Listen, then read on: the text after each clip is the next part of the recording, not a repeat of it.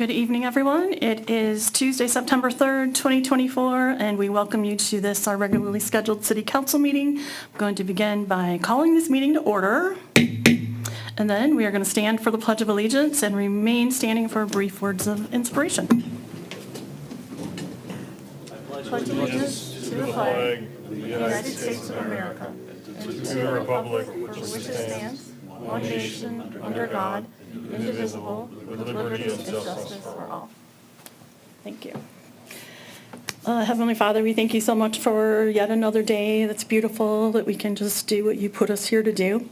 I thank you for each person who is here tonight serving on behalf of this city, for all the people who work here, for all of those who live here, who own businesses here, who come through for fun, family, or whatever.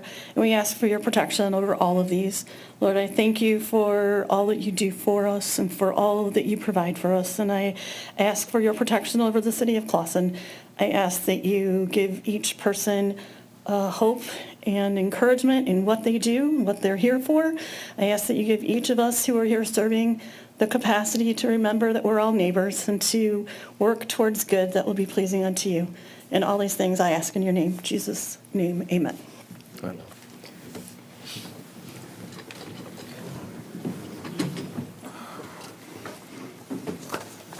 Roll call, please, Vince. Councilmember Anderson? Here.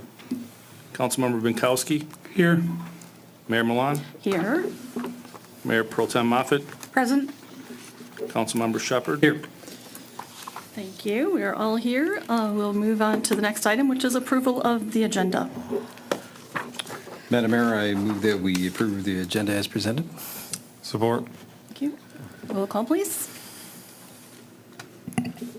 Councilmember Anderson? Yes. Councilmember Binkowski? Yes. Mayor Milan? Yes. Mayor Pro Tem Moffitt? Yes. Councilmember Shepherd? Yes. Thank you. Next up, we will have public comment for items on the agenda.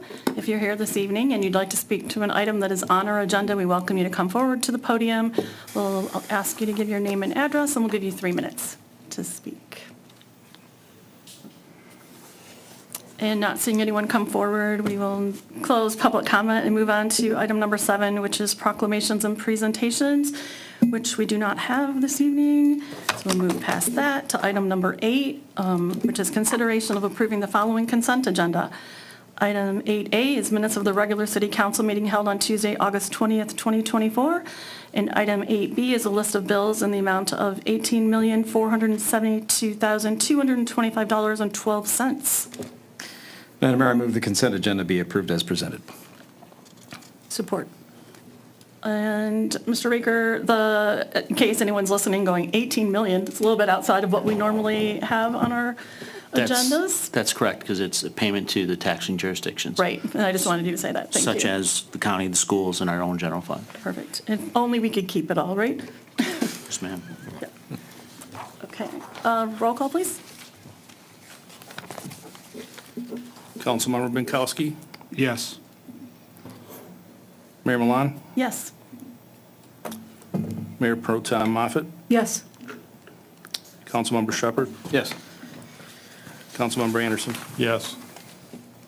Thank you. We have approved our consent agenda, and we'll move to item 9, which is new business.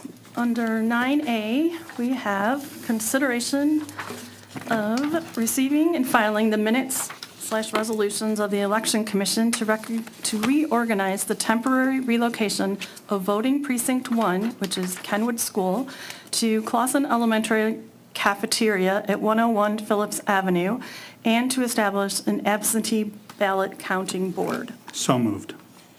Support. Thank you. Who's covering that one? Yeah. You are, okay. Thank you, Madam Mayor. On Thursday, August 28th, 2024, the Election Commission met and approved the temporary relocation for Precinct 1, Kenwood School, due to construction, to Clawson Elementary cafeteria at 101 Phillips Avenue for the November 5th, 2024 general election. Also, to establish an absentee ballot counting board to process ballots received after 4 p.m. on Monday and the day of election. Currently, we have an agreement with Oakland County to process the absentee ballots that are received prior to election deadline. Thank you. Any questions? So precinct 5 used to be at Shulm. Where is that now? It's at Grace Apostolic Church temporarily. Oh, okay. So that's still there? Okay, cool.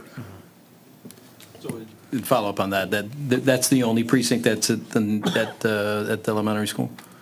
That's correct. Okay. Okay, roll call, please. Mayor Milan? Yes. Mayor Pro Tem Moffett? Yes? Councilmember Shepherd? Yes. Councilmember Anderson? Yes. Councilmember Binkowski? Yes. Okay, we have agreed to relocate temporarily the voting precinct 1 from Kenwood School to the Clausen Elementary School cafeteria. Next up, we have item 9B, which is consideration of a first reading of an ordinance to amend Clausen Code of Ordinances, Chapter 34, Article 10, Section 34-311, to revise balcony standards. Madam Mayor, I move the first reading of an ordinance to amend Clausen Code of Ordinances, Chapter 34, Article 10, Section 34-3.11, to revise balcony standards as provided herein be approved. Thank you. Support. Mr. Stebbins. Mr. Stepney. Good evening, Mayor and Council. This zoning ordinance amendment is related to balconies in the downtown district. Currently, they are permitted to extend into the public right-of-way as long as the building official approves that. We recently had a project that went from the Planning Commission that had balconies that were going over into the right-of-way. They did not feel that ordinance was conducive to what Clausen needs in the downtown. So they recommended this ordinance amendment for approval and adoption. And so currently, it allows the protrusion into the right-of-way with the approval of the building director, and now they'll not extend into the public right-of-way if it is approved. Any questions? Madam Mayor, I guess I don't really agree with this proposed ordinance change. Right now, their balconies aren't allowed to extend to the right of way, and this would if we leave it the way it is, it only allows this with the approval of the city management and when they meet the code. This town also has awnings that extend into the right-of-way in the downtown area at several locations. I've seen balconies in other cities extend over the right-of-way. I think it's a good tool in the toolbox to have for the city if we're trying to allow developers to get something to fit in a small space, to give them that little extra flexibility. A small protrusion over the sidewalk doesn't seem like a big deal to me. And I hate to take that away, especially if we really are concerned about, apartment buildings not having enough space or not being too many efficiencies or what have you. This allows a developer to create a little extra space. No one ever threw a water balloon off an awning, so my concern would be that, balconies right over the right-of-way just allow for bad things to happen, would be my concern. I'm sorry to interrupt, but a balcony, a few feet over there, as opposed to over the awning, doesn't really protect you for that. You could still throw a water balloon over. Have you ever seen me throw a water balloon? It would not. But I am saying, Right. you can have bad actors with either way, and I really don't see how this is, helping out our city and our city administration who's trying to work with folks to make nice living spaces. Anyone else? I agree with this ordinance, partly because walkability is, I think, one of the issues that there was concern about people walking underneath the balcony, especially if it's too low, that may not induce people to use that part of the sidewalk. And that may become a, not necessarily a physical barrier, but a psychological barrier. But that's kind of one of the aspects that I think they were looking at, if I remember right, from previous discussions on planning. On the opposite side, some might say that it improves walkability because it gives you a place to escape the rain. Well, that's what awnings are for, right? I mean, but really, and I think that I trust our city administration enough to think that they're not going to put one, a foot above someone's head. But One of the other I'll items- stop arguing about it. One of the questions I had about, do we have any pre-existing conditions if this goes into effect? Any current building that has that would be able to stay the same. It'd just be a non-conforming structure, which I don't know off the top of my head that we have any balconies on the second or third floor anywhere Okay. that come out into the right-of-way. The plan that was approved, still has that as an approval, and I believe I'd have to confirm with legal counsel if they have to modify their plan. But it was approved by the planning commission before. So he might be more equipped to answer that question. Let's not answer that one right now. Okay. Okay. Just think it depends on the vote, obviously, but we may have to go back. Okay. All right. Okay, anyone else? I guess I'm less concerned about bad actors using balconies to drop things on people deliberately. I'm more just concerned about accidental use. People sometimes tend to hang on a balcony, they have a glass, they drop it. If we keep it free the right of way, it might drop a foot into the sidewalk, or into the right of way, which may not affect. If it's 3 feet in, it might hit you in the head. So that's what I'm kind of inclined to support the ordinance. Yeah, I don't see it as a deterrent to a developer. It's a style, I know there's a very nice property on 15 Mile Road across from Kroger in Birmingham that has protruding, what do you call them? Sorry. Balconies. Balconies, yes. I wanted to call them awnings because you said awnings. They're not awnings. And it does seem like an awning, actually. I guess that's why I was thinking that, because they do come over. So if you're walking or riding your bike through there, it does seem like it has the feeling of protruding, right? So that is a plus or minus, but I don't think it's a development breaker for anybody. Just come up with a different design. So my thoughts. Anything else? We can go to a roll call. Roll call, please, then. Vince? Mayor Pro Tem, Yes. Mayor Pro Tem Moffett, Yes. Councilmember Shepherd. Yes. Councilmember Anderson, Yes. Councilmember Binkowski, No. Mayor Milan. Yes. Thank you. We've just approved the first reading of an ordinance to amend the Clausen Code of Ordinances, Chapter 34, Article 10, Section 34-311, to revise balcony standards. Next up, we have item 9C, which is consideration of a first reading of an ordinance to amend Clausen Code of Ordinances, Chapter 34, Article 10, and new Section 6.5, which is required signage for public hearings. I move the first reading of an ordinance to amend Chapter 34, Article 10 of the Clausen Code of Ordinance by adding a new Section 6.5 titled Required Signage for Public Hearings be detailed in the proposed amendment be as detailed, in the proposed amendment be approved. Support. Thank you. Nick? Thank you. The Planning Commission requested language requiring the posting of signage on a site subject to a public hearing. Language is presented below, which I'll state for the record.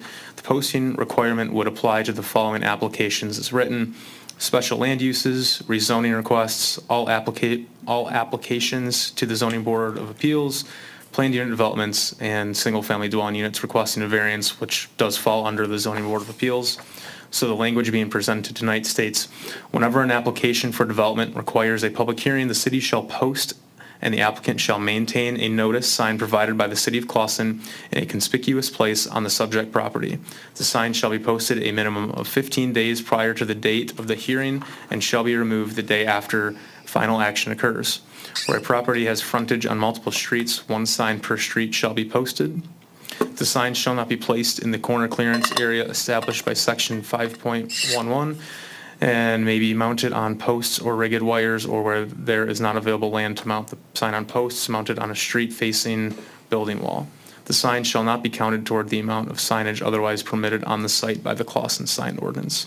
Also included in your packet or just some draft renderings, which we would turn into yard signs that would be posted at the property in question. So it states this property will be subject of a public hearing with the City of Clausen, Planning Commission, or Zoning and Board of Appeals, whatever application is being reviewed. We have then the website on there, the phone number to the building department, and a QR code for people to scan, which will take you to a web page on the City of Clausen website that shows all site plans and applications that we have on file. Is this in addition to, not in lieu of, the instances where you would send a letter to people in a specified area? So this is in addition to that, and so that's where the 15 days come from. That's the notice that's required to be given to any property within 300 feet of that site in question. So this is something that we'll do on top of it. And so the city will acquire those signs, manage them, place them. When they're placed there, the owner of the property is required to maintain the sign Okay. in that location. I'd like to applaud and thank the Planning Commission. I think this is a great ordinance that they passed. It's long overdue, and I think it's a great idea. So how many signs would be required? So at least one, and then if it's on a corner lot, there'd be one on each road facing the property line. And so since the city is responsible for doing that, we have some parcels that are significantly longer in width. And so, you know, typically the average lot size in Clausen is 50 feet wide for our single-family homes, so one will be sufficient there. But if we have a lot that is 200, 300, 400 feet long, we'll put out more than one sign so it's visible to the public. Okay. And these are reusable for each? Yes. Okay. Yeah, that was great, the way another community incorporated a scan code so that you didn't have to put all the specifics on there, right? And then they go to that and it gives them specifics, so then we don't have to repurchase signs for every single project. That was good thinking.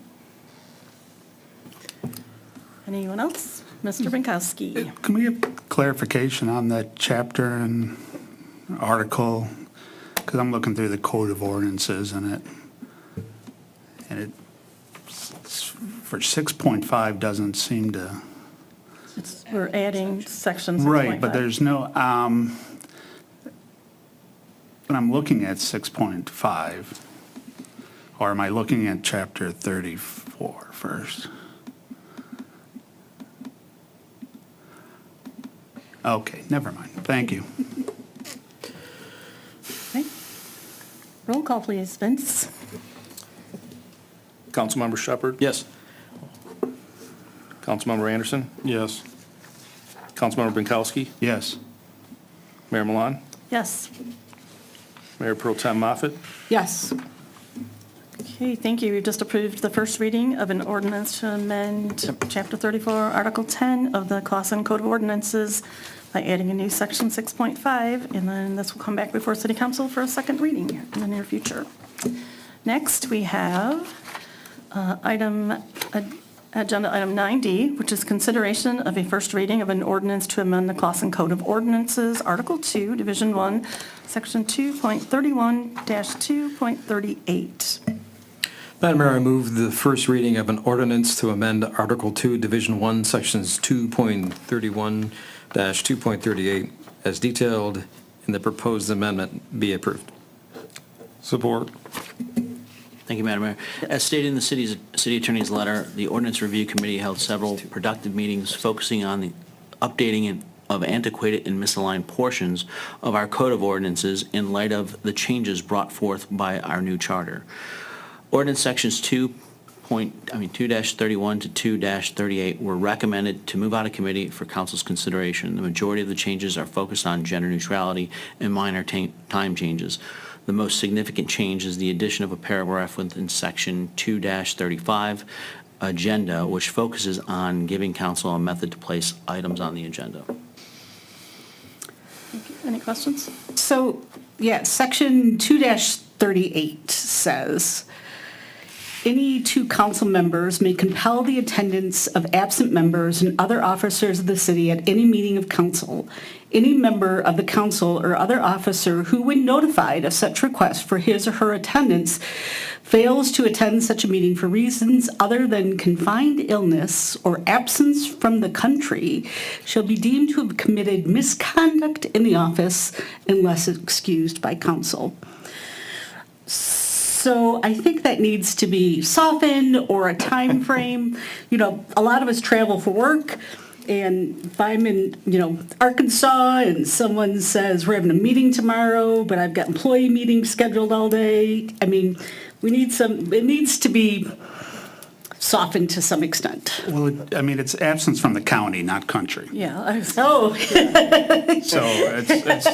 it's only Oakland County. I mean, that. I read that like 5 times. I'm like, what the heck from the country? But even still, yeah, I mean, that's, if there's a time frame put on the notice or something like that, like if I'm traveling for work, I'm not going to tell my employer I need to scoot back to Michigan tomorrow because there's a, council meeting. We're all, this is a second job for everybody. So I think something needs to be, that's my thought. I should note that's pretty much the current ordinance. Yeah. Well, so is a lot of this. I mean, that's what we're looking at, right? I mean, no one's ever, I know there was, back in the day, there were special meetings that I was never told about and I didn't show up for. But that's what we're looking at, right? Adjusting the current ordinance for things that are wonky in it. And I think this is a wonky provision that should be,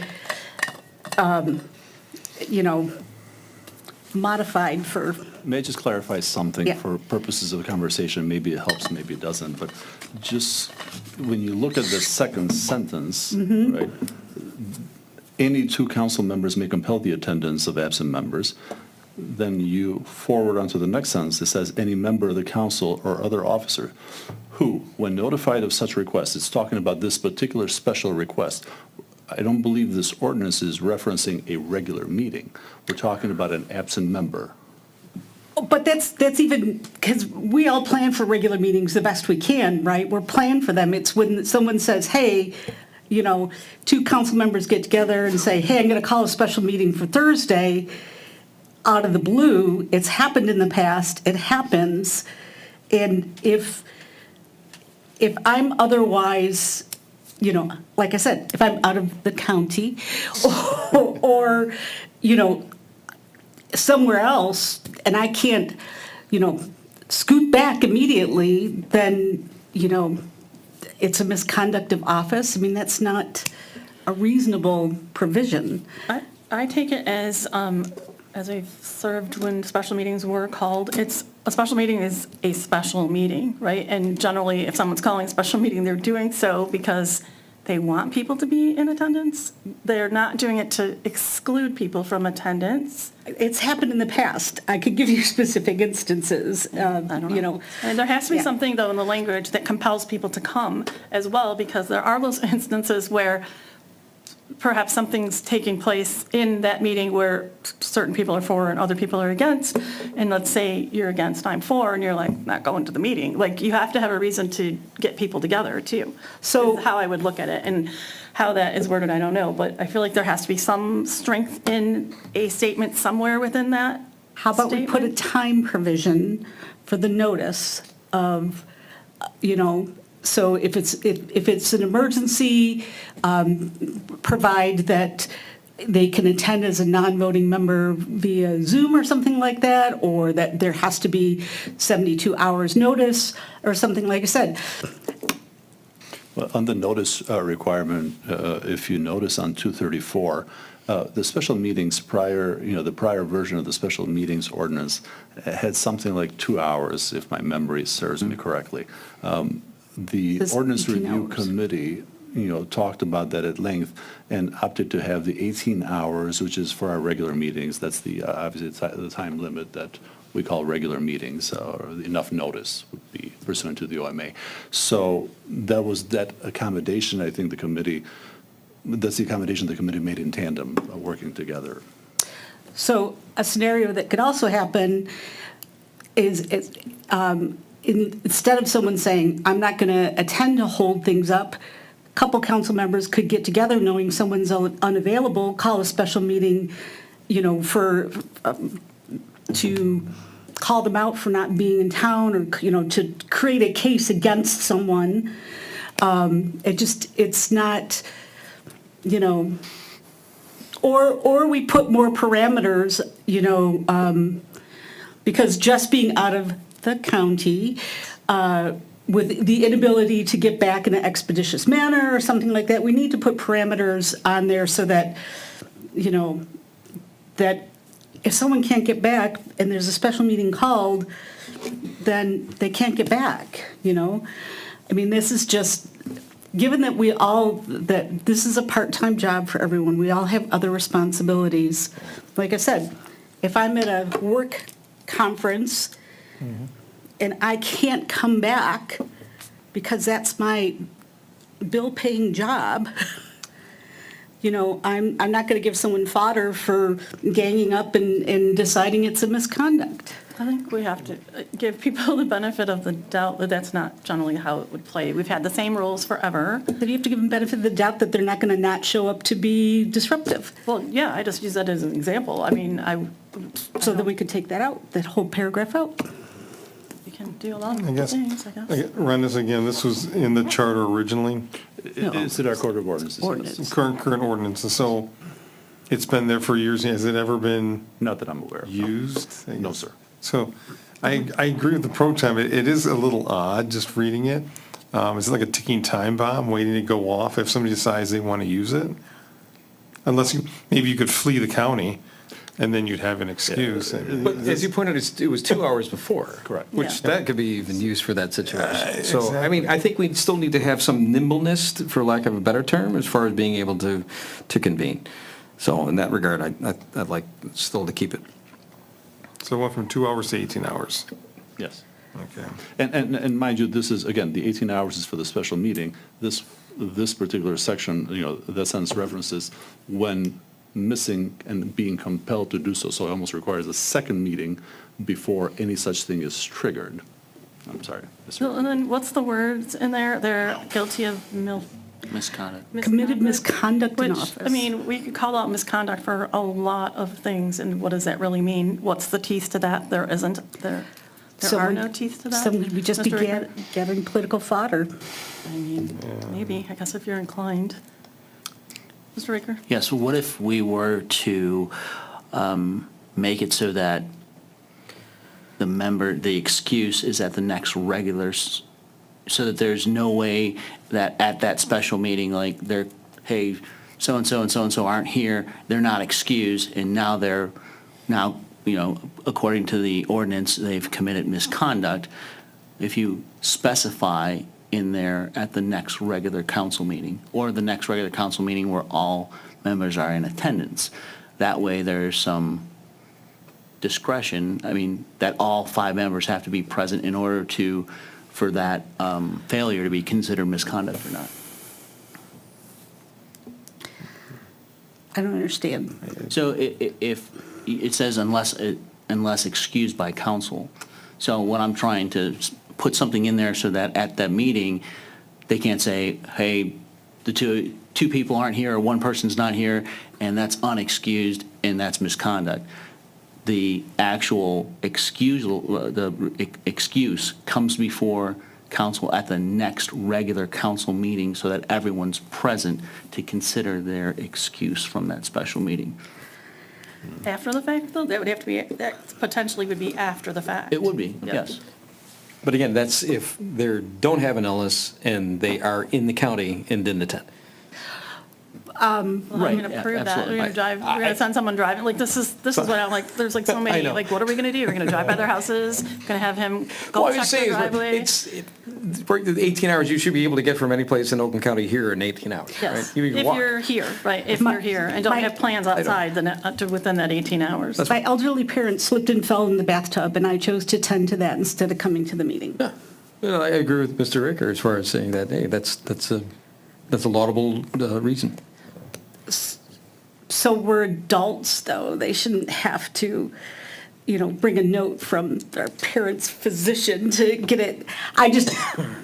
No, I just think if you just say it, right? It's like, look, unfortunately, because I think as far as being just, hey, look, this is a circumstance that came up, right? The fact that we're communicating, right? And we're bound to, have that come up in a conversation, or we should be just doing that on a courtesy, right? That, hey, that's fine. I'm good with that. I think, this whole exercise is an opportunity to clean up and make the ordinances reasonable. This is something that should be removed. I'll let it go. I'll vote no, but, it's another missed opportunity. Why don't you move to remove section 2-38 and we can vote on it? Okay, I move to remove section 2-38.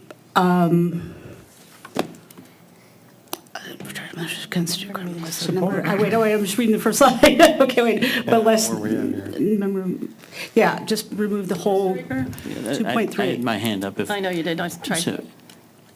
So why don't we consider adding unless excused by the council at the next regular scheduled council meeting?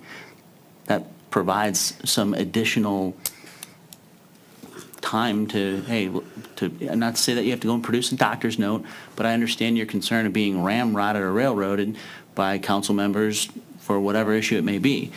This would thwart that opportunity for that level of collusion. The same council members could vote no or create it as an issue. I mean, I've sat here with people who've tried to create situations to cast aspersions on people's conduct. So my motion, I had a motion, it was seconded.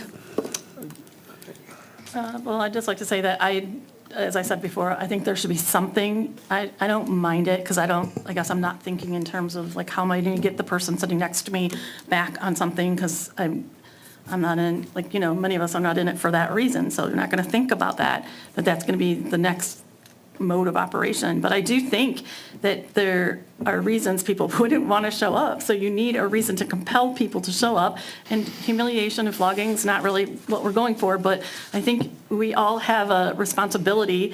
And as much as you're saying people could misbehave, therefore you don't want it, I will say people will misbehave, therefore you do want it, or something in a form of, I'll use the word compelling again, an individual to show up. But while we're still on tables, we're on the floor, we can still discuss. Since it came to two to set up the meeting, if the other three didn't show up, there would be no quorum, so thus there could be no meeting. So at least have a third person show up and actually make a meeting, right? I've always heard, trust the professionals, trust the professionals. All of us give up our time because we're working hard to be professionals in this role. And I think that flies in the face of the assumed professionalism that everyone on the dais brings to the table. I'm lost with that one. I think Not surprised. that's an example right there of what this is that's an example. That was a perfect example. But Yes, we we're all have a motion professionals. on the table, or a motion on the floor. Why don't we just vote? It's the amendment. It's just as written. There was no second to what was suggested. Second right here. We're voting on the amendment first. Yes. There was a second. Wait, an amendment or the strike it? Well, the amendment was to remove 238. Okay, yeah, thank you. So I thought. Councilmember Binkowski, Yes. Mayor Milan, No? Mayor Pro Tem Moffett, Yes. Councilmember Shepherd, No.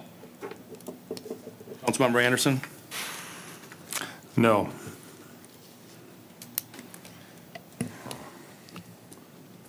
So now, Okay. Mayor, if you're ready for the motion to, Yes, Mr. Riker?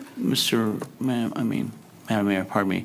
If I could get council's indulgence to consider striking this in section 2-35 under agenda, the second paragraph for council referrals.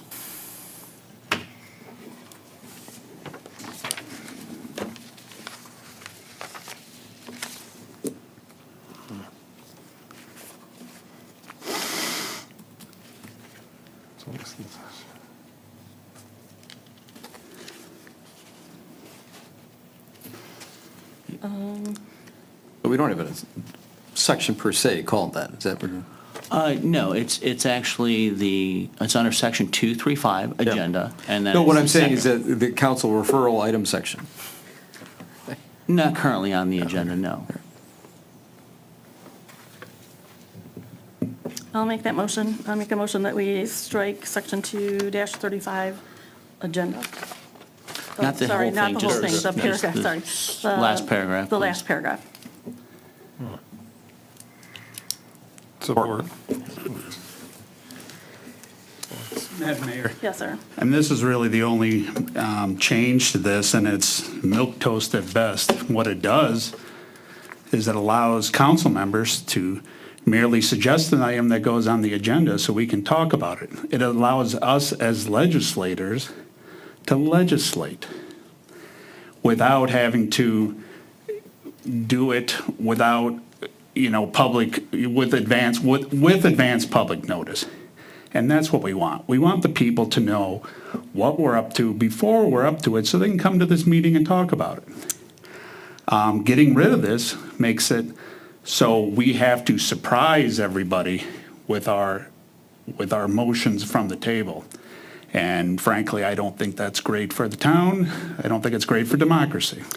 I agree with with the intent of what you're trying to do, but as we discussed this earlier in the committee meeting, I feel like we have that same form now, that we can do that we have the opportunity to bring something forward.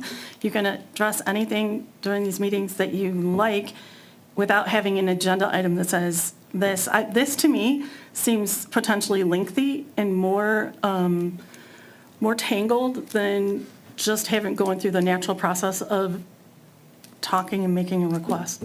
In my eyes, that's what I see. Well, I mean, it's already happened where I've asked the city manager to put an item on the menu, on the agenda for review, and he's flat out refused.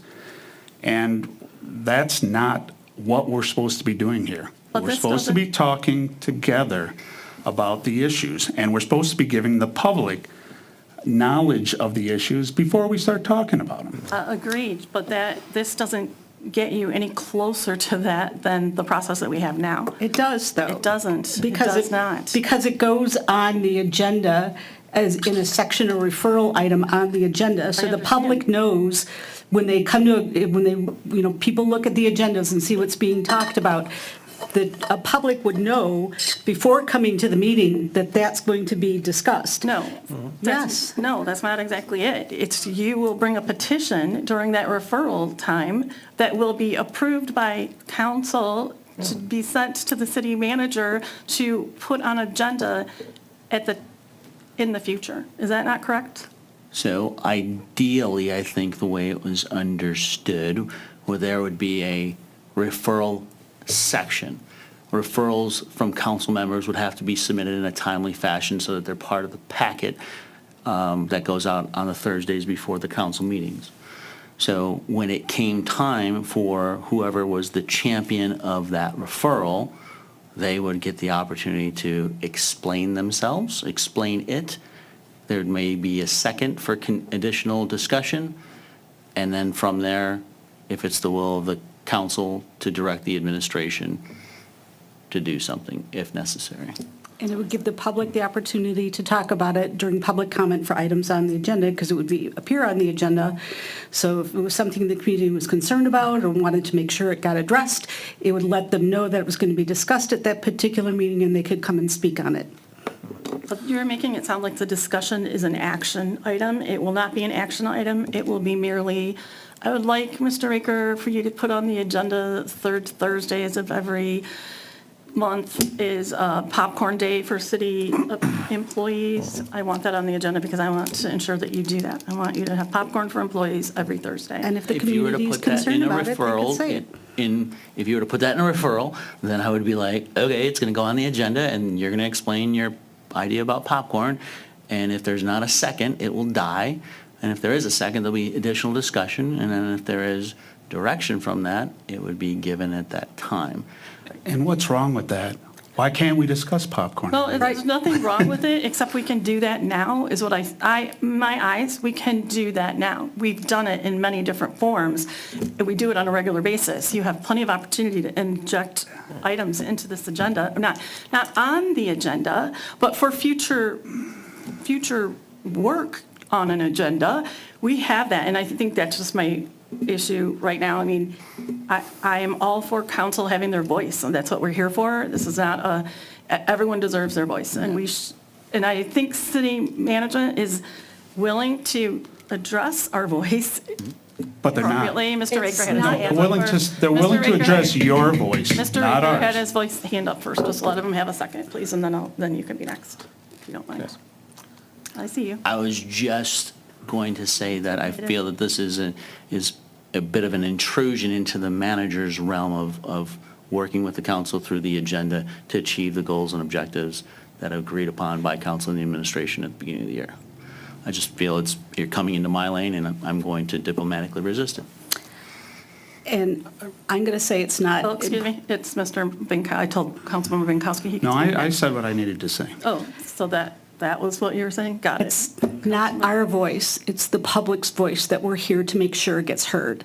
And having it on the agenda gives the public the opportunity to express their opinion about the things that we're going to talk about. We're not here for us, we're not here for our voice or our agendas or our concerns. We're here for the people of the community, and they need to have it. That's the whole intent of the Open Meetings Act. And that's what doing this would allow us to be able to preserve. And that's why it's important. Councilmember Anderson? Yes, I mean, a lot of this sounds like an argument over mechanics. Mr. Raker does not report to any one person on the council. He does not report to two people on the council. He reports to the council as a body. So yes, we can direct him to put something on the agenda. Let's do it in an open meeting where a member can say, I put a motion that Mr. Raker will add popcorn to the next agenda. Get a second, maybe discussion, maybe it's simple, we vote, we're done, and then 2 weeks later, we can talk it. The public has their notice. I agree, like I said, I agree, it's just a question of how we do it. I'm really not comfortable with somebody just shooting an email to Mr. Raker. Say, Mr. Raker, stick this on the agenda, stick that on the agenda, take this off the agenda. That's not what it addresses. But it doesn't say Councilmember, anything about one taking moment, please. anything off the Mr. That's fine, agenda. I'm just saying. I mean, you're making things up All now, right, Bruce. my apologies. Putting things on the agenda. Mr. Raker, you have the floor. I'm sure he will, Mr. Raker, if I may, I'm sure he'll move based on a motion. If we make a motion for him to add something to the agenda for our next meeting, he has to do it. But for just a one or two people to do that 10 days in advance, so it can be posted 4 days in advance, so the public has 4 days to look. I'd rather the public have 2 weeks or the next meeting to look at it. Go ahead, I'm done. I withdraw my, Draw your, So I'm not withdrawing my Yeah, it's request. still I'm on the just table. holding my I tongue. I counter that with, I can remember a couple instances during this term where motions were made, and then the city manager came back and changed or countered what what the motion said. Do you remember that? There was a couple instances. And so that's why we can't rely on that coming back in the manner in which we voted on it to be, because that's happened in the past. This gives us the opportunity to make sure that there's public discussion about things. If this ordinance is put in place as written, then someone suggests something, and it's right, it needs to get a support to carry on, but it gets put on the agenda for discussion with public notice, and then we discuss it as a team. It makes sure that when someone comes to us with something and we want it discussed openly with the public, that we can make sure that happens. And this is the only way we can. No, I think we can do it by the previous meeting where we simply motion, second, vote, Mr. Raker, on the next agenda, I want popcorn. Did you hear my Discuss. topic sentence? we also heard you say, trust the professionals in our last item. And this is saying that you're not trusting the professionals to do what you guide them to do. So why does adding another process in the process make you feel you're going to have more confidence in that. If this weren't possible outside of doing this, I would 100% support it, because I've had initiatives I've wanted addressed in this format as well. And I am 100% for openness and for transparency and for people understanding what's going on. Generally, if someone wants something added to the agenda, it's because they have a reason, right? It's a personal reason. There's something they're guiding, which is great. But it's not going to get accomplished any quicker by having this process than it would by following the process that is already in place. Councilmember Binkowski? Go for it. I'll just say, to sum up, that this paragraph isn't strange and unique to city councils. City councils all over the state do this just like this right now. Troy, for an example. And I don't see the chaos in Troy that you're talking about. I think this is necessary to help us do our administrative or legislative duties and to make public notice to the people in Clawson who pay attention to these meetings. And I believe that can be accomplished by making a motion in a regular meeting, getting it seconded, getting it voted, and then put on the agenda. If we direct him to do so, he's supposed to put on the agenda. This won't change any of that. How would that change anything if we made a motion? He has to respond to a motion. Which is ultimately what's happening in But both this processes. it's almost like a short-circuited motion. It only takes two people to shove something on the agenda. Well, see, what happens now is we have to take, we get our agenda, now we have to move to modify the agenda, even to get the item talked about in the meeting. And without the background information that someone could provide, people are like, well, I'm not modifying the agenda for that.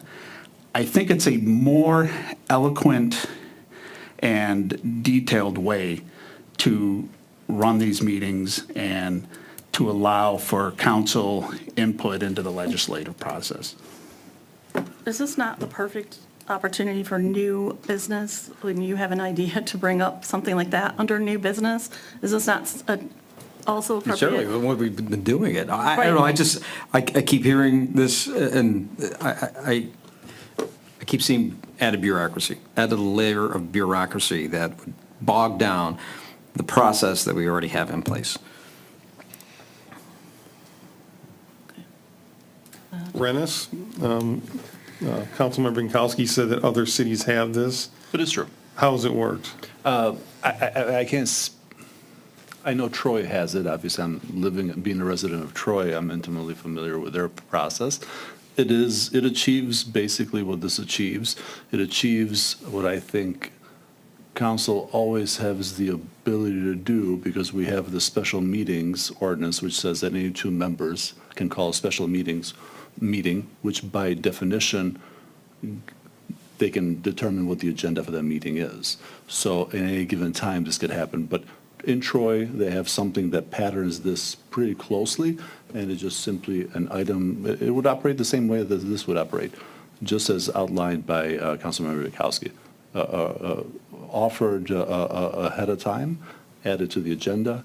I don't believe theirs requires a motion per se. I think in Troy, if memory serves me correctly, the manager then seeks out material, collects the material necessary, brings it back as an item down the road. But that, I may be murky on that, to be perfectly honest with you. So there's basically no action once it gets put on an agenda, There is no action. whomever posed the request will give they'll employ, the interest of the council, and then if the council agrees, same level of interest, the council votes to send it to the city manager to act on. Yeah.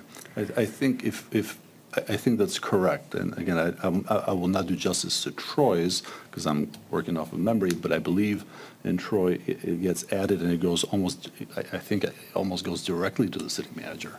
It's an item on the agenda in one of their sections, and then it goes directly, but I may be wrong about that. So then does any request do you take any request Yeah, So- and I think that's, and Madam Mayor, obviously, the ordinance review committee, that was a part of the conversation. That was something to be avoided, and that's, what this attempted to do, even though that was obviously contention back and forth as to how it should read in the ordinance review committee. But the idea was to try to avoid a process where just simply one person determines what should go on an agenda, with the idea being that we don't want to tie up the city manager's office with any one member of council should not be able to determine what the city manager does on a weekly or biweekly basis. Well, I see this Or as any two. problematic because No, it's two. potentially, someone could, besiege the city manager's office with ideas, which may be great, may not be great, and then they have to be addressed where there may be things we don't really want to, that shouldn't be addressed, not that we don't want to, but that should not be addressed because they're not appropriate for some level or another, which is why it just seems like it could be a ball that just goes and goes and it grabs buzz, that could potentially could be distracting to the business as opposed to helping encourage strong business. Yes, sir? And from a historical perspective, there have been members of council that have besieged the city manager to put one thing on after another, after another. They're not currently seated, so. And again, I want to go back to the beginning, I want people's concerns to be heard. I want a forum for the council members to feel like they're an integral part of the operations, to bring, we're the closest to the residents. Residents have concerns, they bring them to us. We need to be able to have confidence that they'll be addressed somewhere, but I think what we have works. That's my bottom line. I think it works. Mr. Aker, just. And just to address what the council members had said, that I have changed something, I changed it with the will of council because I further refined what their suggestion was. I think they're referring to the goals and objectives that we had some dialogue extensively about. And my last comment is, it doesn't compel action, it doesn't compel discussion, it just puts it on the agenda for open transparency with the community, that this is something that we're concerned about, that should be, or that the community has brought to us, that should be discussed by the council. It requires a motion and a second to have any time invested by the city manager other than typing under the referral section of the agenda that will be created, that this is a topic that someone wanted addressed. So it's typing a sentence, maybe two, not very time consuming and not distracting at all, but it allows for transparency and an ability to easily address the concerns of the public. And that's all this accomplishes. Well, that's already being done. And then what happens is, since we're in what happens land today and looking about what nefarious things people are up to, what happens when a council person who is that person who wants to continuously, provide opportunity for items to go underneath that section gets into a tiff and says, I gave you something, you didn't put it on, and then there's this, and the city manager says, I didn't have time to respond, you got it to me too late, or I didn't receive it, and then there's a back and forth with, I did give it to you, no, you didn't give it to me. This poses the open door for so many nonsensical things when we already have an opportunity for items to be addressed in a public forum where people hear them, that they can't be acted upon until council agrees. Same process as this one. Enough, everyone? Guess we'll have a roll call vote, please. This is as to the amendment. Oh, sorry. Which is the strike it. removal. Strike Yes. the second paragraph of 235. Yeah, sorry. We got a lot far away from there, didn't we? All right. Mayor Milan, Striking that paragraph, yes. Councilmember Anderson, Yeah. Yes. Councilmember Binkowski, No. Mayor Pro Tem Moffett, No. Councilmember Shepherd. Yes. Just agreed to strike a paragraph. It will eliminate the proposed item, which was agenda, adding something to an agenda. Okay, moving on to Consideration. We have to- Oh, sorry, we have the Motion. other one, sorry. I forgot, we have two Motion parts as a here. whole, not the entire. Okay. Go ahead, Vince. So we have a motion. We're getting ready to vote on a motion. Please state the motion. To move the first reading of an ordinance to amend Article 2, Division 1, Sections 231, 238, as detailed in the proposed amendment to be approved As amended. As as amended. amended. Okay.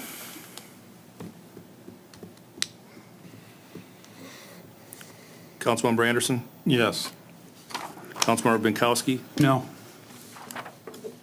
Mayor Milan? Yes. Mayor Pro Tem Moffett? No. Councilmember Shepherd? Yes. Thank you. We have just agreed to the first reading of an ordinance to amend Article 2, Division 1, Sections 231 to 238 with the amendments that were just made. And we will come back with that one for a second reading in the near future as well. Moving on to item 9E, we have consideration of authorizing the city attorney to explore options to appropriately challenge the marijuana ballot proposal. Madam Mayor, I move to authorize the city attorney to explore options to appropriately challenge the marijuana ballot proposal be approved. Support. Okay, Mr. Nusli, who's doing that one, Mr. At a Ricker? previous city council meeting, the city attorney mentioned current litigation pending in Oakland County Circuit Court challenging the ability of the marijuana industry to amend city charters to authorize adult-use marijuana retail establishment within the cities. This item is an authorization for the city attorney to explore options to appropriately challenge the marijuana ballot proposal. And Madam Mayor, with respect to that item, if I may, in retrospect, looking at the motion and the language that I used, I wish I'd been a little more circumspect than that, because obviously this body is the one that gives me direction, and this motion makes it sound as if I'm asking you to allow me to challenge it, to challenge this. What I'm actually seeking is direction from the body as to whether we should join this ongoing litigation in Oakland County Circuit Court. The litigation is basically a few cities, City of Farmington being one of them, South Lyon, Sylvan Lake, and Wixom, have filed a lawsuit against some of these committees which are responsible for a ballot proposal similar to the one, or the same as the one that we have in the city of Clawson, for which sufficient signatures were collected and submitted. That proposal, as it currently stands, will be on the ballot. And I became aware of the litigation after that fact was, when it was all said and done. But once I became aware of it, then I think it appropriate to sort of lay it at your feet and ask you your thoughts and guidance on the matter.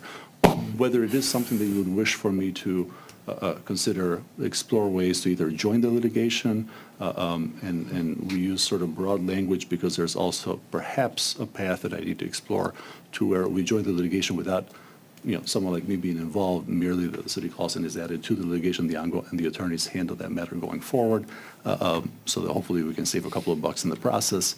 I need to be able to have some conversations if council so wishes. Obviously, if you do not wish, nothing has to happen, the matter is on the ballot. But the primary reason for doing so is because the work of these people basically does not allow any municipality to utilize their own ordinances. Is that Yeah, correct? Could you and if you- explain it that way, please? Yes, there's several reasons to think about, several ways to think about it, but that's one of the main ways and one of the main contentions in the litigation that is currently pending, which is that this is an imperfect way to amend a charter. This is an imperfect addition to a charter. Charters are those main documents for each municipality. If we wanted to allow for marijuana establishments in the city, we should, in an ideal way, we would do so by way of an ordinance. And that's one of the main sort of points of contention that the litigation is trying to bring to a head. It's currently pending in Oakland Circuit. There was, I'm aware of, in looking through the Register of Action of the Oakland County Circuit Court, there was some indication there that there was a temporary restraining order that was dealt with and this appears granted.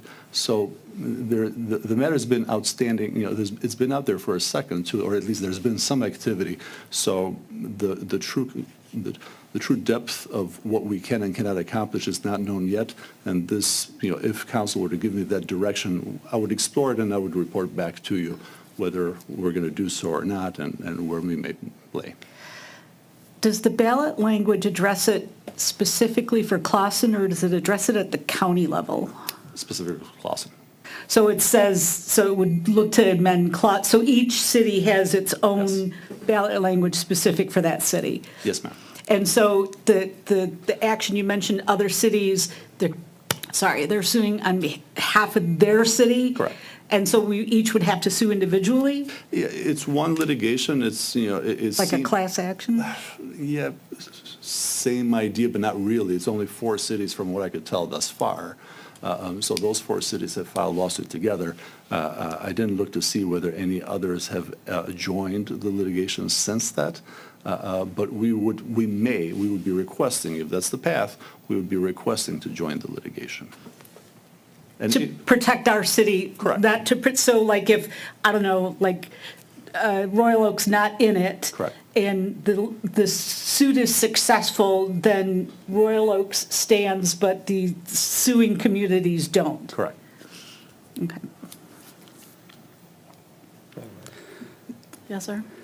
Madam Mayor, I just want to go on the record saying I plan to vote to authorize the city attorney to challenge this ballot proposal.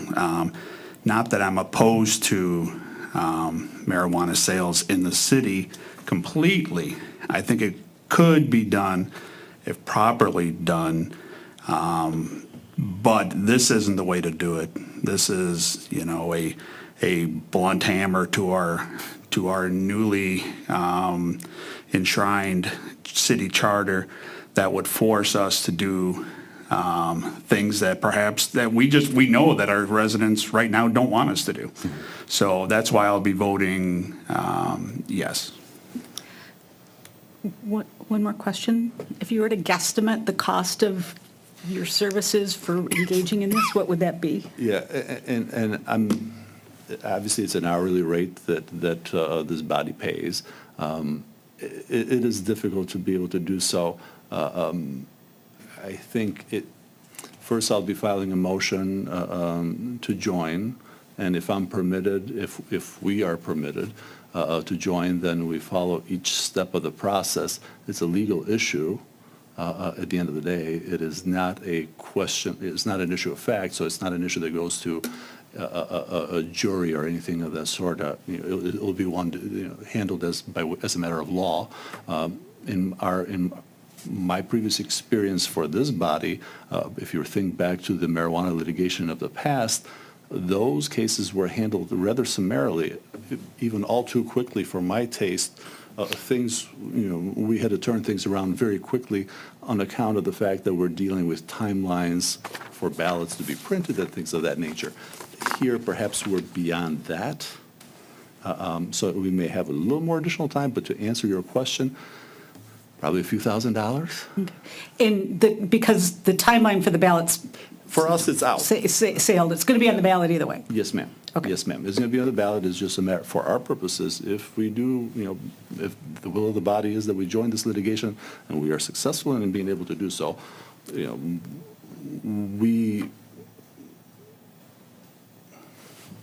If you win the suit, the ballot becomes moot regardless It becomes, of the outcome. if you recall, we had several years ago, or at one of our recent elections, we had a gentlelady that did not qualify by age to be on the ballot.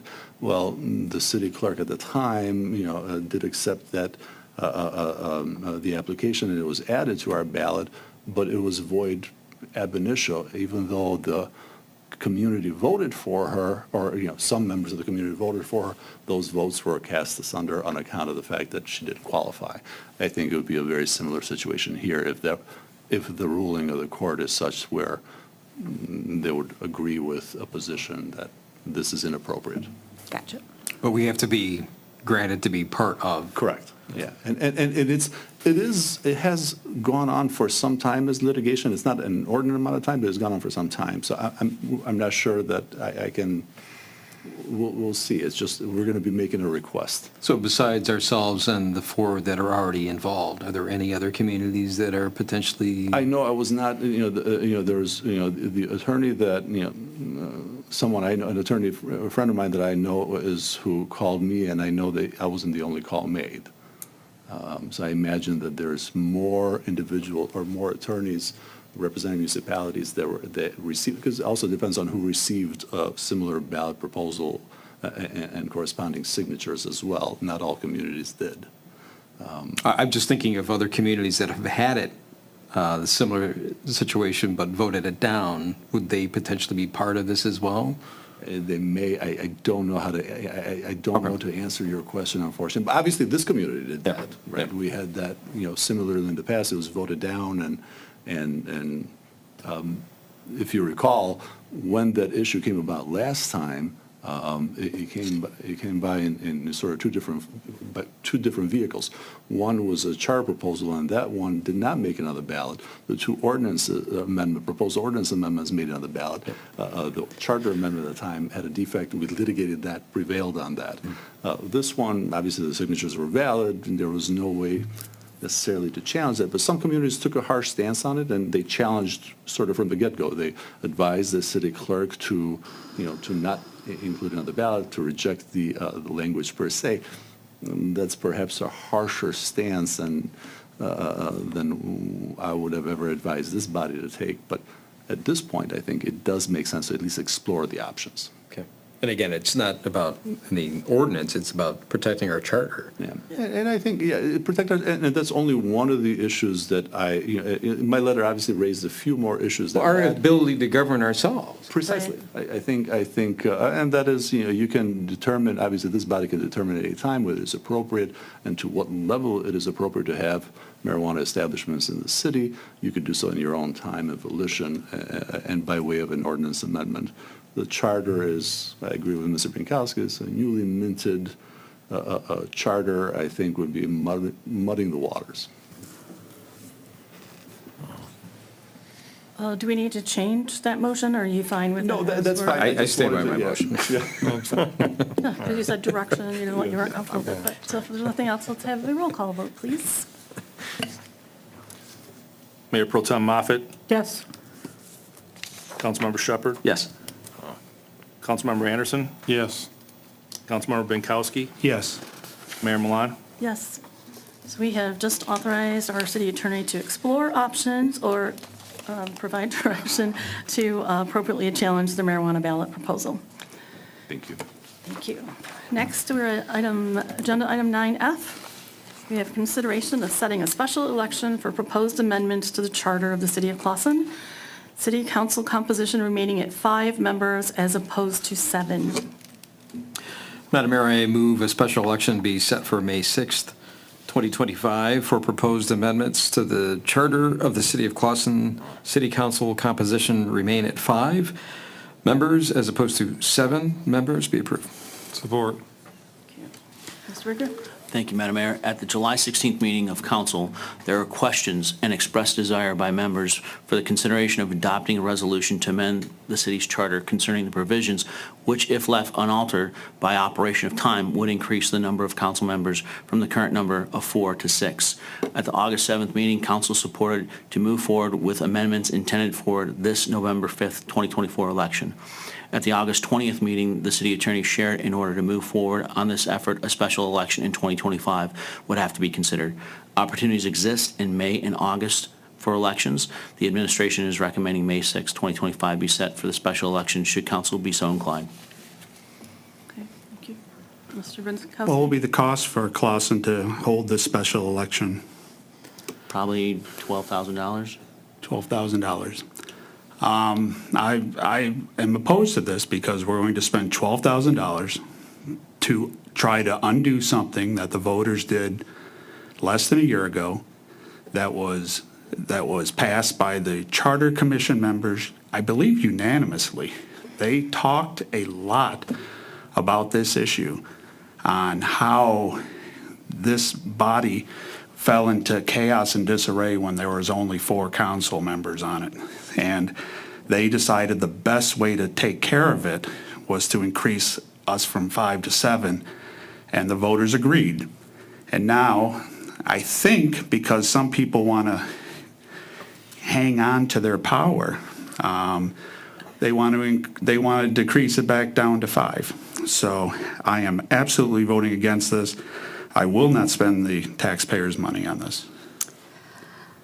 Yes, ma'am? And I will say that at a time when we're asking residents to pay more money to fix our roads, I think $12,000 to take care of this request, when, you know, as Mr. Councilmember Bukowski said, it was approved pretty solidly by the community, that we should not be throwing away $12,000 for something like this, when we're taking money out of people's pockets to fix the roads, which we need, but that's just not a good use of the community's funds. Anyone else? I think we're going to be spending this money to reorient this dais in order to accommodate. I don't know what that number is going to be. It may be the same amount. It may be more. But we won't know until we decide on this. And as far as chaos, I can't imagine the fact that we have more people could inject even more chaos on top of that. That's just, it's conjecture. I can't predict one way or another on that. But certainly there was a rationale when this community was founded on the number of people that were supposed to be sitting on this dais making decisions for a community this size. So I think as far as trying to retain power, if you add more people, it's probably going to not work out that way. But you don't know. That's not an accurate statement. But I think there's a rationale to keep it as far as the way that it was intended. We discussed this last time, but, you know, the charter itself was one entire document, take all, and I believe people voted based on their willingness to want to address certain items, and then didn't necessarily love all of the items, and I know that I didn't love this portion of it, and I know people sitting near me who didn't at the time either, and, you know, going for an election for something that will benefit us as a community, investing $12,000, we cannot sit here and stop business because we have roads to fix and things to do and say we can't spend the people's money. We still have to conduct business. And this, I see, is just a form of conducting business that will make our body probably more efficient in the long run, and I think that's important to do. I know in my conversations with people about the charter, most of them seem more or less positive, but I have to admit, the 7-person expansion seemed to be the most controversial. But as the mayor already stated, there wasn't an option A, option B. It was, there you have it. So with that, also the $12,000 is the cost of a special election. I would love to blend this into a November election, but there's no time. I'm also inclined to agree with Councilmember Bienkowski. I'm not a fan of quickly amending something that just got passed. But unfortunately, we have a time limit issue here. We've got to, if we're going to scale it back to 5, we have to do it now. Because come November, there's going to be candidates on there. You can't strip a body of 7 down to 5 very easily. So yes, and as far as the 12,000 is concerned, yes, 12,000 versus the special election versus the carpentry cost to redo the dies, I don't know how those balance out. But yeah, that's why I support this. Anyone else? Let's have a roll call, please, Vince. Councilmember Shepherd? Yes. Mayor Pro Tem Moffett? No. Mayor Milan? Yes. Councilmember Bienkowski? No. Councilmember Anderson? Yes. Thank you. We have just made a motion. We have agreed to a special election to be slated for May 6, 2025 to address the number of seats on council. And we will move on to item number 9G, which is consideration of a first reading of an ordinance to amend Clausen Code of Ordinances, Article 5, Division 2, Section 2-208, Power of Council. I move the first reading of an ordinance to amend Clausen Code of Ordinances, Article 5, Division 2, Section 2-208, Power of Council, as detailed in the proposed amendment, be approved. I'll support it. Do we have any discussion regarding this item? Can I provide some clarification? Oh, I'm sorry. As stated in the city attorney's letter, this item originated in December of 2023 in anticipation of the expansion of the city council. Should item 9F receive favorable support, then this item would not require action. Should item 9F fail, council could pursue the first reading of this amendment or take no action until a more robust amendment comes before council regarding the creation of a contract ordinance as necessitated by Chapter 14 of the city charter. That amendment is planned to be before the Ordinance Review Committee on September 17th, should the members be available to convene. I'll simply mention that all this does is change the competitive bidding from 4 out of 5 council members to 75% of council members. It would leave it exactly the same if we stay at 5, and it is absolutely necessary if we change to 7. So it seems like a very prudent amendment to make, and can't really see any reason why we would vote against it. Thank you. Anyone else? City manager has hand. Yes, Madam Mayor. I think there are times when there's just simply differencing of opinion on the best way forward. Case in point, I mean, whether it was the Hartwell miscellaneous concrete, there's also going to be another issue coming up probably in the next meeting or two, where waiving a competitive bid makes sense based on, as we say, trusting the professionals.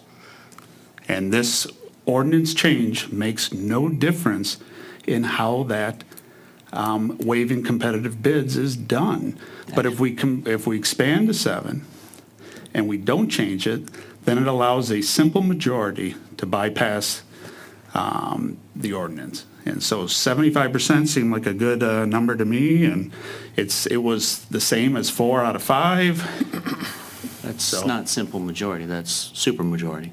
75% is a supermajority, but if we leave it at 4 council members and we expand to 7, that would be a simple majority of 7 council members, correct?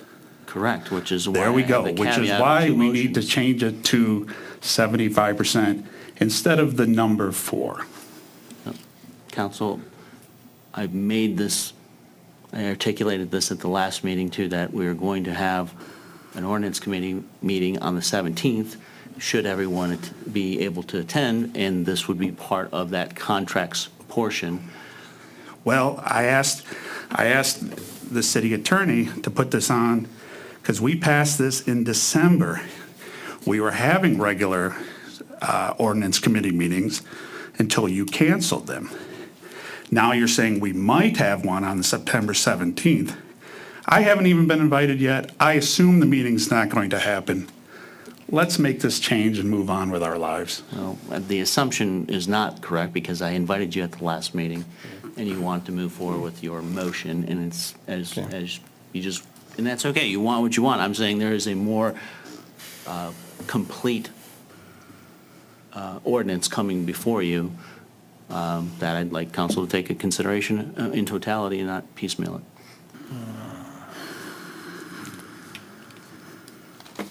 So this almost comes down to a fact of, are we going to leave this supermajority to be in the hands of an ordinance, or are we simply going to vote for it now internal to the ordinance? Is that what we're looking at here? I'll be honest with you, I can't get excited about either. It's 6 1/2 dozen other than me. That's my thoughts. Vote yes and move on with our lives. Yes, although if we do have fractional, 75% would imply fractional members, so I'm just, are we concerned about fractional council members? I don't like math very much, so. 4 out of 5 members is 80%, so that would meet the 75% goal. Yes, agreed. supermajority of 4 currently, and now it'd have to be a current supermajority of 5, under the 75% rule. Yes. Madam Mayor, I'd ask council to diplomatically resist this request and wait till the 17th of September, where it's the entire ordinances before the ordinance committee, and it'll be before council with all likelihood at the first meeting in October.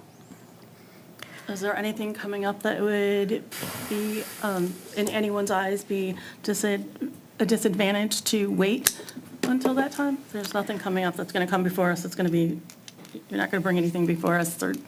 You probably will, well, you will have, the miscellaneous concrete is probably tracking to be on the first meeting in October, which currently will require, well, actually, no, it's going to be, it's gone out for bid.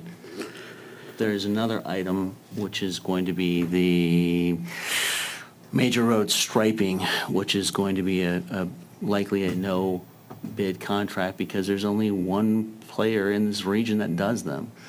And so by strictly adhering to these things requires our engineers to go through, do the bid specs, do the oversight, all these additional things that, because there's a practice in place that has a certain level of familiarity and trust, that is a cost savings to the residents. And I think that may be apparent with the next miscellaneous concrete. I don't know yet.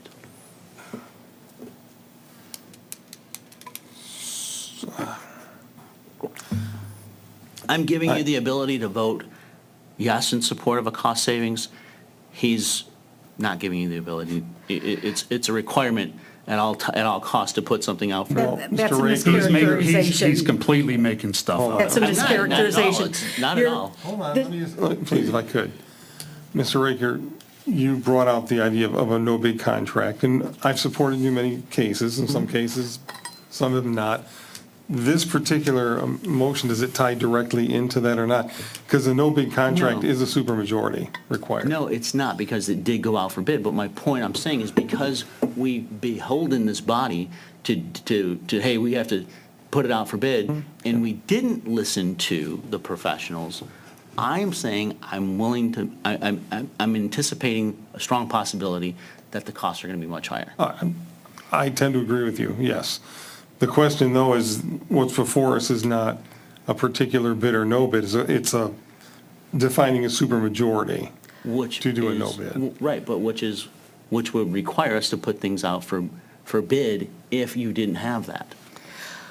So you plead your case before council, because that's our job, and if the case is well pled, then the approval will be gained.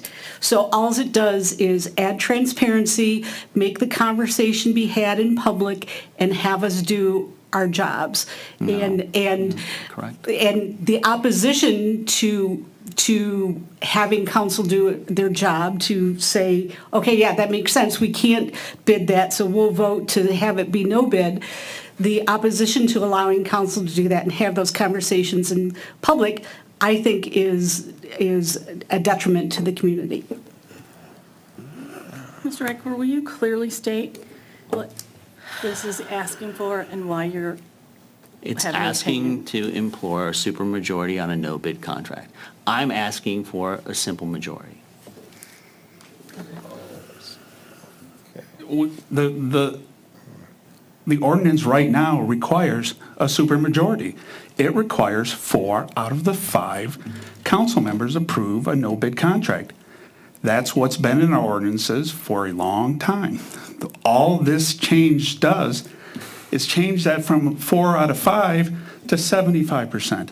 It's the same thing. Then if it's the same thing, why are we fighting it? Why are you fighting it? I don't know. He stated his There's opinion. not Tell me any- why you're fighting it if That's you why I think said to it's the remove it. same The thing. ordinance says 7, because Fair the charter question? says, the charter requires 7 council members going forward. And Councilmember Binkowski brought this up back in December, right after the election, when the charter was approved, and it said there was going to be 7 council members. But what it does is preserve that provision of the current ordinance regardless of the number of council members that are in place.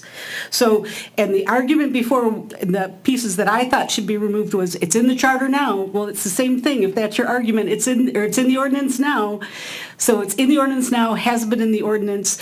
All Councilmember Binkowski's proposed change is it preserves what's in the ordinance today, should the charter go into effect and there be 7 council members. Okay. Thank you for your explanation. I didn't hear him finish his explanation. And I wanted his explanation because I heard him finish. Is it his, mine, or his, Mr. Binkowski? Mr. Binkowski's. I'm all done. Oh, okay, great. Mr. Raker, are you looking to be able to override the no bid contract with a simple majority? Yes, sir. Is that what's in here? No. Okay, so basically you're saying this is a step, how should we say it? Mr. Binkowski's proposal simply keeps a supermajority for a larger council. Correct. You'd like to go the other direction, have it be a simple majority. Only because what the action that you took in the previous one, that's why I had 2 different options for motions for you. You could remove it, because now you have a ballot initiative that may or may not. If it doesn't, it still keeps it as a supermajority, and we can revisit that. Or what I had said last week, and I'm saying again this week, is that at the 17th of September, should council members of the Ordinance Review Committee be available for the 17th, we will have a draft ordinance on contracts available for their review. And this would be addressed then at that time. So this can all be revisited and they can be discussed. Correct. So this is not end of discussion. Right. Right. So,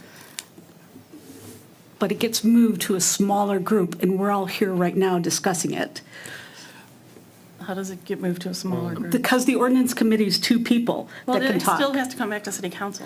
So why do it 3 times instead of doing it once tonight? Because clearly there's confusion, and clearly there's something that needs to be fine-tuned, and that's the whole idea. Nick? So I just want to point out that for the supermajority portion of the 75%, if it was 75%, that would mean 6 out of 7 members of council need to vote in favor. 5 out of 7 is 71.4%. So just informationally, as you're considering this, the percentage may need to be tweaked if that's the direction council goes, but I just want to make sure you're all aware of the breakdown of how many members gets to 75%. Right now, it's 80%. Okay. If we have a motion on the floor, if everyone's ready, or I guess if we vote it down, then it comes back, and is that the way to go? Because I personally would be more comfortable with this coming back. I don't think it's not a conversation we shouldn't have. You could vote the motion down and remove it, and it's coming back to you via the review committee on the 17th, should the members be available. And you will see it before you again, more than likely, October 1st. In totality. Okay. Any thoughts? I want to say roll call. Roll call, please. Councilmember Anderson, No. Councilmember Binkowski, Yes. Mayor Milan, No. Mayor Pro Tem Moffett, Yes. Councilmember Shepherd, Okay, we have not agreed to this first reading, and this will come back to us again after the ordinance committee meets and we fine tune this a little bit more. So, moving to item 9G, we have consideration of a first reading of an ordinance to amend Clausen Code of Ordinances, Article 5, Division 2, Section 2-208, Power of Council, which is what we We just did that one. just yeah. did, yay, I thought I was reading that twice, sorry about that. Under agenda item 9H, we have consideration of a first reading of an ordinance to amend the Code of Ordinances, Article 67, Division 1, Section 2-231, Code of Ethics. Madam Mayor, I move the first reading of an ordinance to amend the City of Clausen Code of Ordinances, Article 67, Division 1, Section 2-231, Code of Ethics, as presented, be approved. Support. Thank you. Mr. Ricker? Thank you, Madam Mayor. As stated in the letter from the city attorney, our current ethics ordinance, as written, has several substantial concerns. These concerns can be addressed with an amendment to the ordinance, which essentially leaves the ordinance unchanged with the exception of the removal of the Ethics Board. So aren't we compelled by charter, the new charter, section 4.3 subsection 2, the city shall by ordinance establish an independent board of ethics to administer and enforce the conflict of interest and financial disclosure ordinance. No member of the Board of Ethics shall hold any other elected position, blah, blah, blah, blah. So by charter, we're required to have a board. Yes, ma'am, but obviously, as you may see in my letter, it was a little lengthy without having to go through the whole thing. The current board, or not the current board as in the members, but the makeup of the board pursuant to the ordinance has presented several challenges in the past. I know obviously that this body has complained of same. It was requested that we consider making amendments to it. It's in the application of the current ethics ordinance that those concerns have come about. We are mandated to have an ethics ordinance.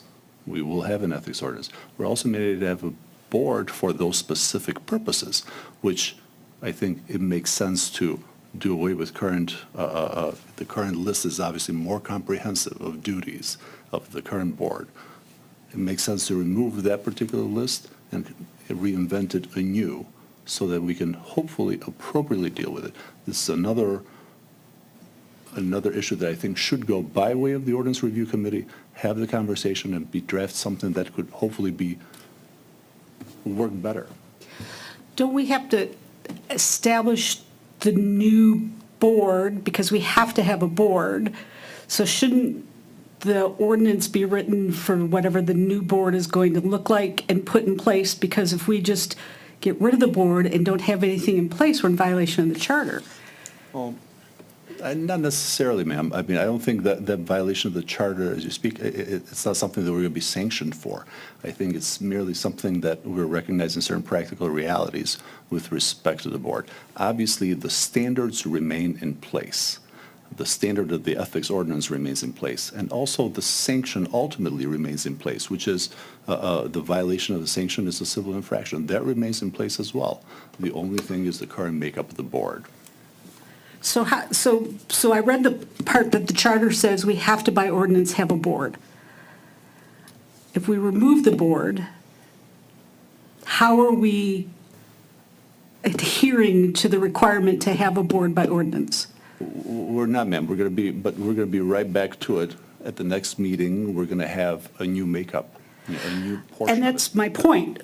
Shouldn't we have the new makeup and amend the ordinance to, at the same time, strike the old and put in place the new, versus going a period of time without having anything and be in violation of the, hey, I will admit, Yes, I'm your ma'am.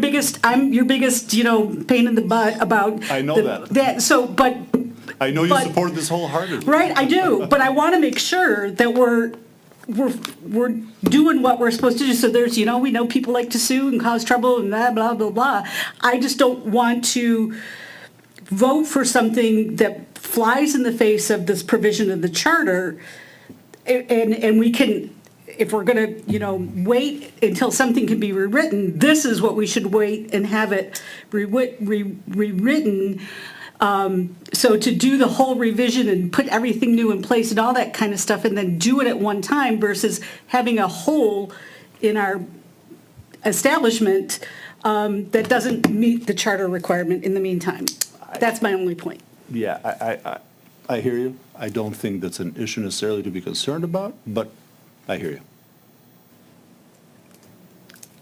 I think we've all learned that there's always something to be concerned about in this because of generally the players, not because of the rules, but, people who can do bad sometimes do. Sometimes that's their best traits, right? So I agree that I just want to ensure that we're not opening up ourselves for any more attention than we perhaps want in this body by not having things laid out appropriately as well. I think that's critical. I think if we're going to have an ordinance committee, this should go before the ordinance committee. And That's our intention. But that's not what the motion was. It was to be a first reading of the ordinance and To remove the particular to section. remove this section, but I think we should talk about it in the ordinance committee before we remove anything, if we're going to have an ordinance committee.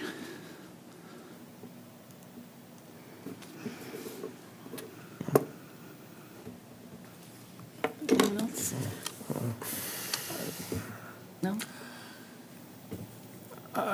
Yes, I think the whole ordinance committee, everything needs to be looked at. And I agree with Pro Tem, though. How can we get rid of something without something to replace it first? That's my concern. I'm as big a critic of the entire ethics ordinance and how it's laid out as anyone, but if we are held by charter to have something in place. So. Yeah, I And in mean, that sense, I suppose you could table it, and then we could come back if that'd be the will of council. Send it in its entirety to the ordinance committee? so that would require someone to withdraw their motion. There's a motion on the floor. Yep. All right, I withdraw my motion. But now we need someone to propose to table it. Does that Well, if you require a want the motion? motion, we'll just simply forward to, I imagine, to this, Just that it's going back to the Okay. to ordinance the committee. entirety, yes. Okay, well, thanks for bringing this before us. I think it's something that's long overdue. Although probably well-intended to have such a thing, it wasn't well thought out, and there've been so many issues with it. For everyone, I think it'll be great to fine tune it a little bit, and then we'll just look at that in the future. Which then takes us to item number 10, unfinished business. Do we have any such? Good answer. We'll go to number 11, which is public comments for items not on the agenda. If you're here and you would like to speak to anything that has not been spoken about already tonight, we welcome you to the dais, and we'll give you 3 minutes. Come on. Ding, ding, ding.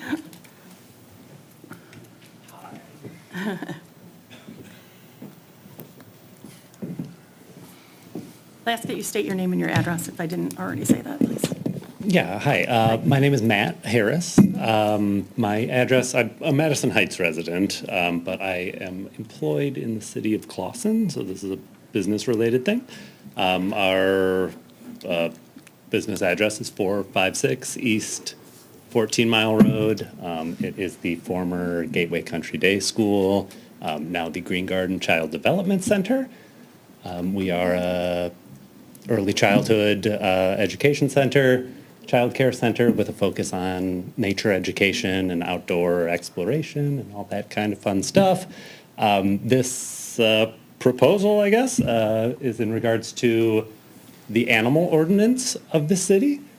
Part of our nature education curriculum at several of our other locations, we have 5 throughout the area, is the keeping and raising of domestic hens on our playgrounds, or our outdoor classrooms, as we call them, for their learning potential. These animals are used kind of in our curriculum for the kids to interact with and learn gentleness and patience and how to care for other beings and how to take care of, anything that might rely on them. And we find that there are significant benefits to having chickens on our playgrounds and having the kids interact with these animals. The code as it currently is written, City Ordinance 14.3, has the requirement that the property that the chickens are located on is a residential property and is a single-family detached structure. We are, for some reason, zoned residential at that property, but of course we're a child care center, so we're not a single-family detached structure.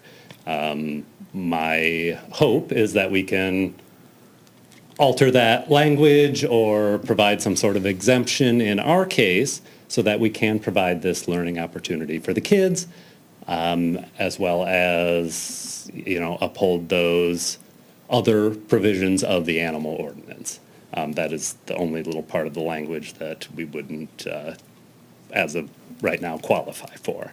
We do have, as I mentioned, chickens at several of our other locations, so we are familiar with how to properly care for them and make sure the facilities are clean and taken care of and, remain in compliance with all the other city codes.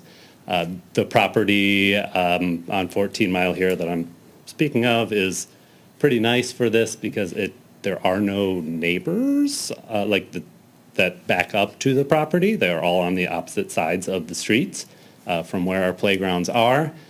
So I know sometimes neighbors can have feelings about animals moving in next to them, but that isn't necessarily the case in this particular location. So I do want to ask for your consideration of this, I guess, amendment or exemption or whatever the process might be for allowing us to have these chickens and have the kids interact with these animals that we have seen have had really positive effects for some of the other students at our other campuses. Thank you, guys. Great, thank you very much.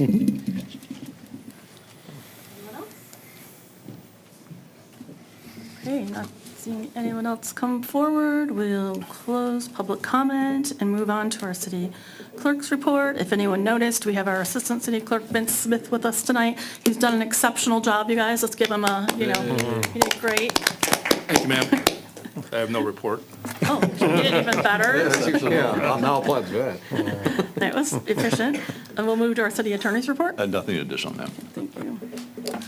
Can I ask you a question, the city attorney? Yes, ma'am. So if we, relative to the comment just made during public comment, if we wanted to do an amendment to the ordinance so that, would that be how could we accommodate that unique situation, like an educational facility, or what would be a way that it could be incorporated without, we all know how painful the chicken ordinance was in and of itself, but make a little tweak or an exception, or what would be the process to try and accommodate that request? Yeah, if we believe we have consensus to move forward in such a direction, to be able to accommodate something, not simply, obviously, this one unique facility, but, those types of facilities, because we wouldn't be able to tailor it to one facility. If we were to be, to have consensus, then I'd bring it back to you as an amendment. It would be fairly simple, and we would just be, we're going to be surgical with respect to amending the chicken ordinance on account of how potentially volatile it was and it continues perhaps to be. But I'll present it as an amendment solely to add and not to take away from. So just to get clarification, Yes. so it's residential with a single-family dwelling? Yes. So the fact that he's already R1 doesn't automatically present itself to allow it? I wouldn't think so. I think it would still fall prey to the, it would still The specific language saying that it's a single-family? Single-family home. Okay. So we have to do- I'd like to see a little bit more. Something like single-family / educational facility or something like that. So, Well, it's just the fact that it's R1, right? The Right. fact that, for that, it falls under it. So the fact that we have a tweak or a special language that doesn't necessarily, goes beyond just R1, right?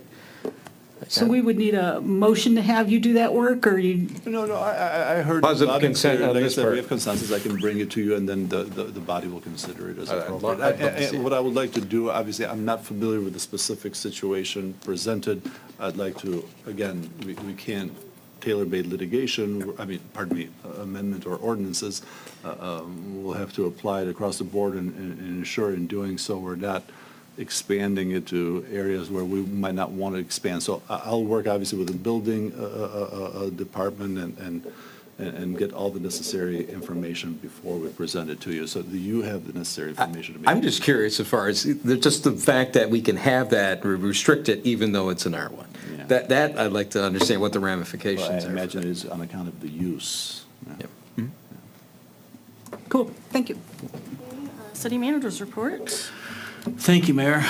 To you and to Councilmember Binkowski, do your schedule support hosting an ordinance committee meeting at 6 PM on Tuesday, September 17th, before the regular council meeting? I'm in. I'll have to get back to you on that. All right.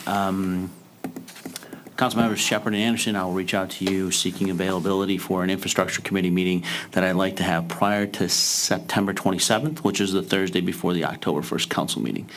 I'd like to set the record straight and respond to the dismay of Pro Tem Moffitt's comments from last meeting. During the last meeting's city manager report, I shared my appreciation for the hard work of a new colleague whose initial efforts and contributions were nothing short of outstanding. As council member comments, Pro Tem Moffitt shared her dismay, using that word several times, and justifying so by tying it to my personnel evaluation from July 16th, which was the previous regular council meeting. I'm not sure, but I believe Pro Tem Moffitt works in the professional human resources arena. Her assessment of me leading the administration and our accomplishments for the last year was nowhere near objective, nor was it anywhere near professional. Pro Tem's need to further justify her remarks on her annual evaluation of me on July 16th, again at the August 20th meeting regarding lack of communication, needs to be corrected for the record. So, for the record, discussion about a joint community newsletter was discussed at the joint meeting with the school board on January 8th and was item 8C1 on that agenda. Pro Tem actually signed the proclamation, which actually hangs right outside these chamber doors. I also shared efforts on a joint community newsletter in my Friday feedbacks dated June 21st, June 30th, and August 1st, 2024. The August 1st, 2024 actually had the electronic version of the Clausen Pulse attached to it. So, for the record, ma'am, those are my comments. Thank you. Anyone have any questions? City manager? Nope. Then we'll go to city council comments. Councilmember Binkowski. No comments for me tonight. Thank you. Councilmember Shepherd. No comments this evening. Thank you. Councilmember Moffitt. So a rebuttal to the comments that my approach to his appraisal was unprofessional. I am in the human resources arena, and it is always difficult to give bad feedback or unpleasant feedback, but when it's necessary, it's necessary. I was very careful about the words that I chose. I deliberated over the content of my appraisal. I stand by everything that I said. I would also like to say that an intent to do a communication is much different than an actual communication being finished and sent out to the public. We didn't get a copy of the final version before the community was given a copy of the final version. That was my concern, and I think that that's a disregard for the council as a whole. So that's my rebuttal to those comments. Thank you. Councilmember Anderson? I have no comments. I'd just like to say thank you to everyone for your service. I know this is really hard. We have different ideas sometimes, but I think we all want the same thing. And let's just not grow weary of doing good. That's what I will say tonight. And we had a couple big activities recently. A huge shout out to everyone who did Clausen Fest, city people who supported, to the Sean and the Seans and Charlie who worked so diligently with that. And for all of those who are going back to school, be careful. We have that new stop sign that was up the day after our meeting in the morning, I noticed right away. So they moved quickly on that. But be careful. There are a lot of people on the roads again. Some of them are little and not thinking the way you might be thinking. So just be careful. And that's all. I move that we adjourn. Support. One more time, Vince. Mayor Pro Tem Moffitt, Yes. Councilmember Shepherd, Yes. Councilmember Anderson. Yes. Councilmember Binkowski. Yes. Mayor Milan. Yes. Thank you. This meeting is adjourned.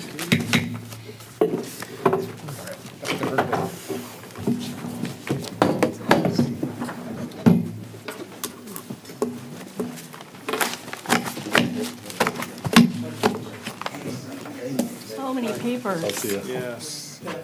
How's the baby getting? Good. We are